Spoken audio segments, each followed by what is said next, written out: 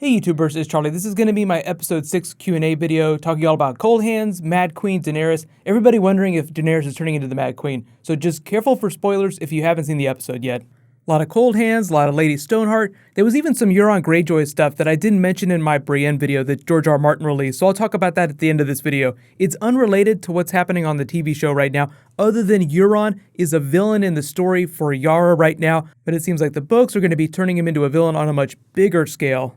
So here we go. First question. Tensa Leggy asks, didn't you think it was kind of BS how Daenerys needed exactly 1,000 ships? Kind of made me laugh at that scene. Yeah, because that's the exact number of ships that Euron had, that Yara stole, so you'd see where they're going with it. It seems like they're going to be helping Daenerys out, unless Euron can build his ships faster and get there, but I don't think that'd even be possible. This is one of those examples of the show fudging things just a little bit. Like, how could the Faith Militant forge all that new Kingsguard armor without Jaime or Cersei finding out about it? So there are certain convenient things on the show that you just have to try and look through. So when Yara and Theon took off with Euron's ships, it seemed like they only had a couple hundred people, but now it's as if they're saying they had way more ships than that, so it doesn't exactly make sense. It doesn't totally add up.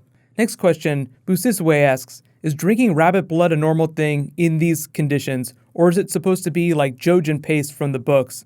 Well, in that case, I think he's just drinking it for hydration and because it's worn by the body of the animal. If you don't know what Jojen paste is, when Bran was still underneath the weirwood training with the three-eyed raven, Leaf would give him this concoction to eat. It was sustenance, but it also seemed like it had blood in it, as if it came from somewhere like Jojen's dead body. So that's why people were like, maybe he's eating Jojen's body to make himself more powerful. I never really bought into that theory. I think it could be the blood of another animal, but I think the idea is that it's like the red sap from the weirwoods, because when you look here, the weirwoods are bleeding from their eyes, or at least it looks like they're bleeding from the eyes on the faces that are carved here. That's just sap from the tree, so the sap looks like blood. So I think that's what's in the paste.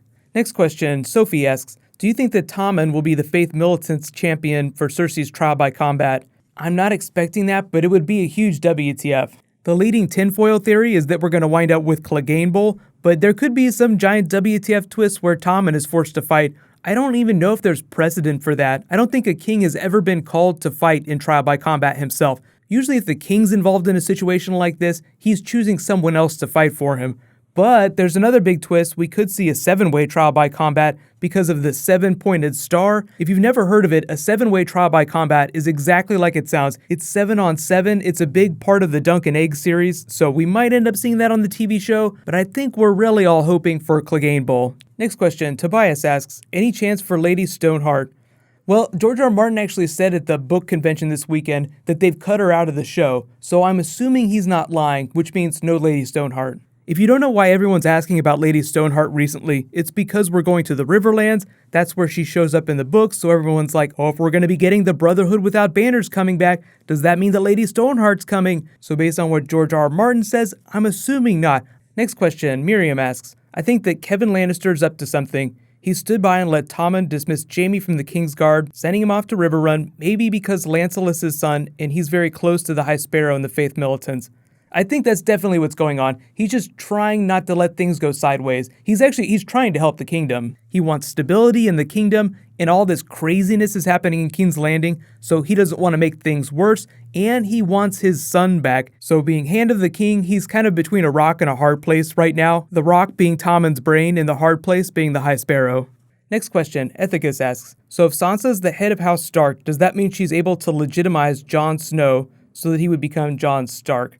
No, it had to become by royal decree. The only way they could get around that is if they did the King in the North type thing, like where Robb Stark declared himself King in the North. The only problem with something like that is that even though the North might support that, they wouldn't in King's Landing. So if Sansa named herself Queen of the North, named Jon Snow Jon Stark, and Jon were to try to do anything that a noble lord might do, inherit property, marry into another great house, they might deny his claim. But I don't really think any of that's going to be an issue, just because there's going to be a couple more big reveals in the season. Most of you probably know what I'm talking about. I'm talking about Tower of Joy stuff. So we'll have plenty more to talk about with respect to Jon Snow's multiple titles, his growing list of titles. Next question, Cass asks, if you could ask George one thing, what would it be? I assume you're talking about George R. R. Martin. I would actually ask him if he has a succession plan. If he were to pass away someday, would he want people to continue A Song of Ice and Fire in the way that Tolkien's heirs have continued the Tolkien novels? It's not really a question you can ask someone without sounding like a dick. Hey, listen, you're gonna die soon, so is somebody else gonna take over? You don't really want to confront someone you admire with their own mortality. But barring that, I would probably try to find some interesting football question to ask him. Football's like his other obsession in addition to fantasy literature.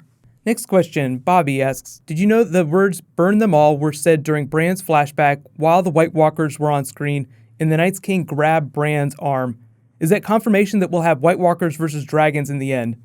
Well, I think we all kind of expected that anyway, but that's really the show connecting dots in that we're probably going to have to burn all the whites. There was a lot of wildfire in those flashbacks too, so we could see a situation where Daenerys or someone else tries to blow up King's Landing, like blow up the Red Keep. Maybe that's what makes it look like this in all of Daenerys' visions. Or if Bran's gonna try and avoid some future outcome where it gets blown up, maybe they'll try and use wildfire against the Night's King's army. Either way, any kind of fire, dragon fire, wildfire, probably very effective against whites.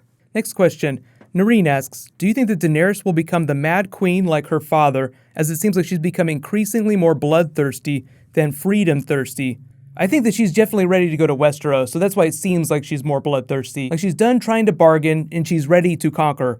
But I definitely think the show is turning her into a villain. When I say that, it's just making her seem like a villain right now. I think ultimately she'll have to work with whoever's still alive when it's time to fight the Night's King's army. He hasn't made it south of the Wall yet. There's a couple other big battles happening. We have the Snow Bowl that's going to be happening towards the end of this season. So they just want you to think that Daenerys is going to come in and try and destroy Westeros. Let's make Westeros great again by destroying it, setting it on fire, tearing down all their castles. When you really think about what she's saying, like what is she expecting that she's going to live in? Is she going to live like a Dothraki in a tent for the rest of her life? Probably hasn't completely thought this through. But I think once she meets some of the other big characters, she'll start to realize what's going on. But for now, they're just having a little bit of fun with Mad Queen imagery. But I don't think that it's going to get as bad as the Mad King was.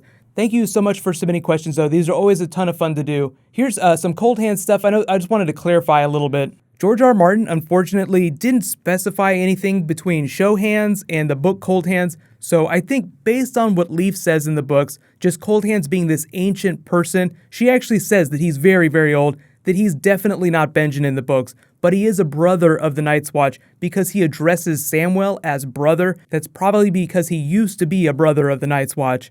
But Euron Greyjoy stuff, I didn't know if I'd have time to do a Euron Greyjoy video later this week. So the big stuff that happened when George R. R. Martin was reading from this new material from Winds of Winter is that Euron Greyjoy straps the damp hair to his ship, makes him drink a hallucinogen that gives him visions, and he sees Euron in a suit of Valyrian armor on the Iron Throne with someone that seems very white. So it's almost like he's seeing Euron become one of the big villains of the series alongside Daenerys. But that's only one potential future, so I think they're just making you crap your pants a little bit, thinking that Euron is going to co-opt Daenerys and he's going to take the Iron Throne. But I do not think that it's ultimately going to play out that way, even though there's going to be a whole bunch of big Euron stuff happening. But he has this really awesome shark teeth crown that he wears when he's sitting on the Iron Throne, so it's just Martin telling you that Euron is going to be a total badass in Winds of Winter.